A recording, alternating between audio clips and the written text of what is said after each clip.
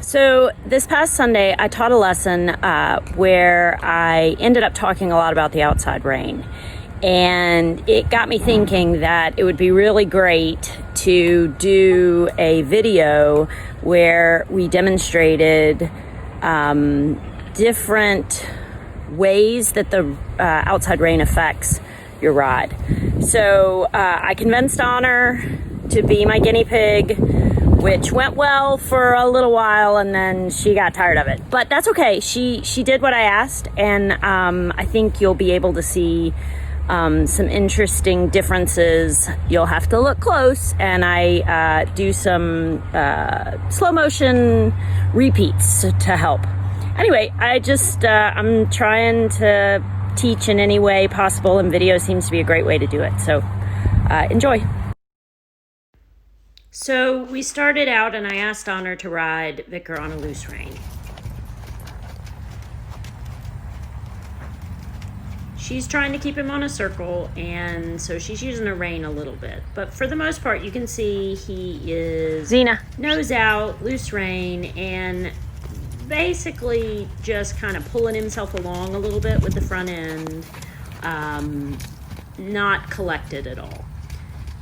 So then I asked her to begin using the inside rein.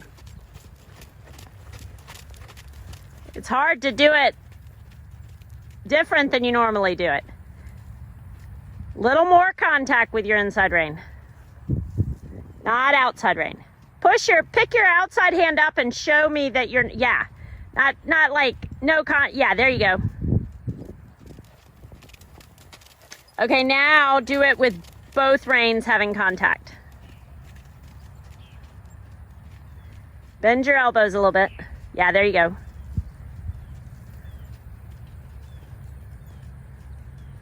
Now push your inside hand forward. Keep your outside rein.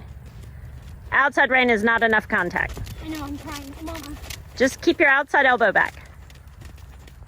There you go. Yeah, he's dying on you, huh? Yeah. Okay, yeah, there you go. And keep your outside rein and push your in. You can take your inside rein, but then let it go again. Keep the outside rein stronger. There you go. There you go. There you go. So your inside leg is going to do the work that you're trying to do with your inside hand. Your outside rein is going to stay back and down. Actually, not too far down. Okay, did you feel his shoulders swing out? Yeah. Okay, use your outside elbow back and keep his shoulders. So put him in yeah, there you go. That's plenty forward. He doesn't need to be any more forward than that. Good. There you go. Now keep his neck fairly straight. Look at his neck and make his neck fairly straight on the circle. Yeah, there you go. Okay, so tell me what you said felt different. He was lighter when I had contact on my outside rein and used my inside leg. And what does it feel like when you have no outside rein? Kind of out of control a little bit. In what way? Just not really on the bit. Uh-huh. And kind of confusing a little bit. Oh, explain that more. Like, it's kind of like he's a little bit confused what I mean when I use my outside rein. I mean, when I have contact on my inside rein and have a loose outside rein, he's just kind of like, oh, push over and then turn, oh, push over and then turn, and it's just kind of confusing to him, it feels like. Okay, can you demonstrate another example of that same feeling? Going the other way? Sure.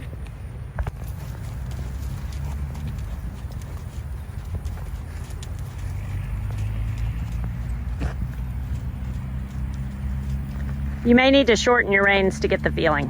Yeah. It's hard not to use your outside rein when you know it's so useful, right? Yeah. There you go. What happens with his neck? It just doesn't stay straight. She just said it doesn't stay straight. Okay, now put it, And it's not steady. shorten your inside rein a little bit. Like really use your inside rein.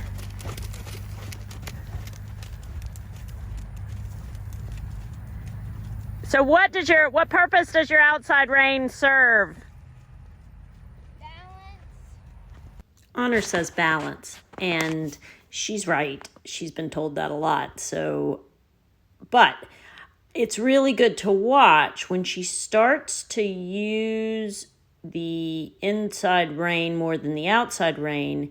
Vicar begins to bend, but also come on his forehand there. And the outside rein is loose, so it's not rebalancing him. Really notice how he lowers his head and kind of dips to the inside there.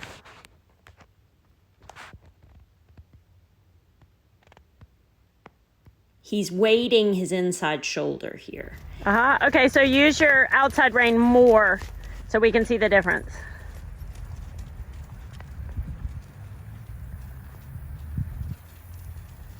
Put him together like you want. So more outside rein and bend your elbow.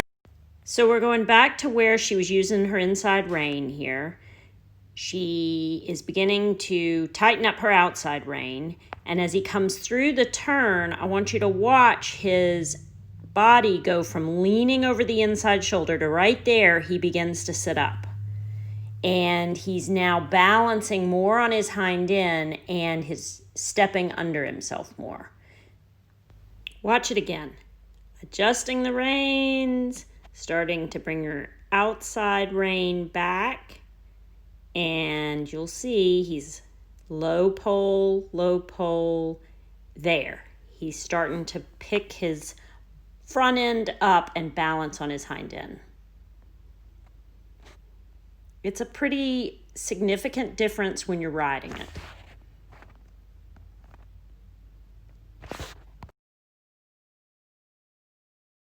There you go. Bend your elbows more and raise your hands just a bit. Yeah, there you go. Shorter reins. Yep. So that outside elbow, really bend it and bring your shoulders back. There you go.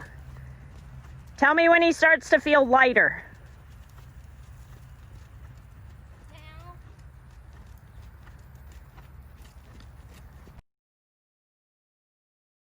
Honor feels the lightness right here.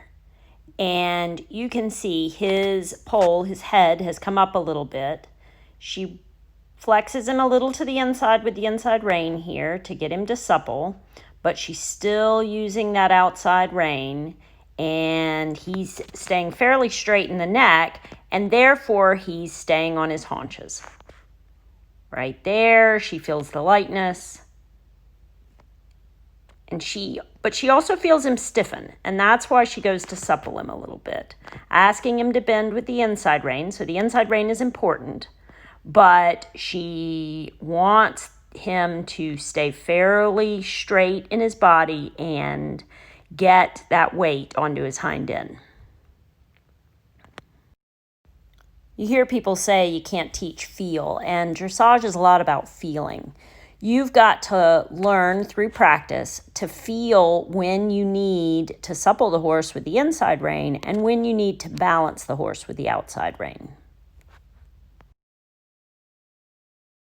The outside rein, make it a little bit steadier and soften on your inside rein a little more. A lot of inside leg when you do that.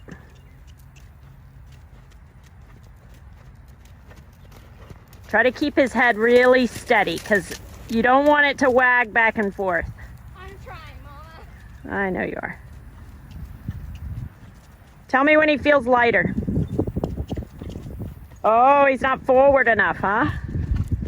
Okay. So Honor did as much as she could working with me. She got pretty impatient about him not being forward and wanted to move on to working on the canter because nitpicking at her got old. Which, I mean, you don't blame her, huh? But I really appreciate her trying to demonstrate. And I think if you watch the video closely, you can see the changes. I'm gonna try to do a series of videos about this outside rein, and some of them hopefully I'll ride and on more experienced horses. Vicar's a great example because he just is a totally different horse when he is being ridden with the outside rein and when you're pulling on the inside rein. But anyway, we all get accused of not using our outside rein enough, every level of rider.